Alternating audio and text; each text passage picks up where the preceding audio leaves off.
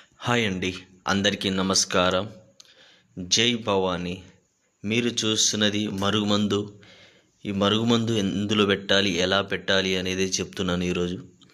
మరుగుమందు అనేది మనకు రెండు రకాలని మనకు కూడా తెలుసు. అందులో పౌడర్ వచ్చేసి అన్నంలో, కర్రీస్లో, జ్యూస్లో, కూల్ డ్రింక్స్లో, స్వీట్లో కూడా కలిపవచ్చు. లిక్విడ్ అనేది చెప్పులకు, బట్టలకు, తలకు, శరీర భాగాలకు పూయొచ్చు. దీనివల్ల ఎటువంటి సైడ్ ఎఫెక్ట్ అనేది ఉండదు. ఎందుకంటే మనం తాండాలలో తయారు చేస్తాము. అందులో అనేకమైన పవర్ఫుల్ మూలికలను తీసుకొని వాటితో మనం మరుగుమందు అనేది తయారు చేస్తాము. దీనివల్ల ఎటువంటి సైడ్ ఎఫెక్ట్ అనేది ఉండదు.